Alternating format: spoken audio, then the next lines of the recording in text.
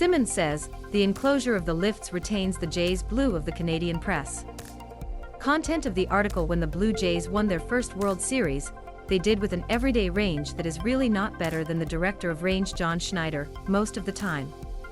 Try to refresh your browser, or Simmons says, the enclosure of the lights retains the Jays' blue of Brialy. Back to the video: the difference between the Blue Jays of 1992 and the current edition, the pitch. The real difference, the enclosure of the lifts. In the World Series against the Braves, the deep readers of the Jays, who included starting launchers Jimmy Key, Todd, Stottlemyre, and David Wells, dominated Atlanta, launching 19.1 innings in the 6 games. They granted a single deserved race at that time. Contents of the article: in total, the Jays' enclosure launched 37 rounds in the playoffs between the World Series and the American League Championship Series against Oakland, and had an average deserved race combined of 1.45. More importantly than even that, only one appearance of rescue in these 12 games after the season could be considered a failure of all kinds. Tom Hunt closed its doors for the Jays at the time, and Duane Ward was the man of configuration in 1992, and they have never had anything proximity since.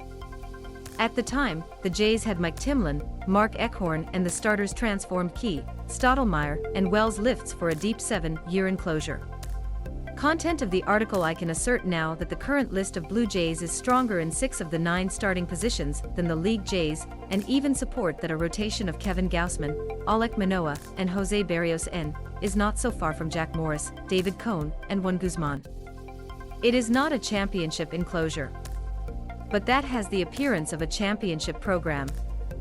And at that time of history, when the starters do not make 9 sleeves like Morris made 9 rounds by accident, and the depth of the enclosures is more necessary than ever, the Jays do not have it. They have 2 days to acquire it.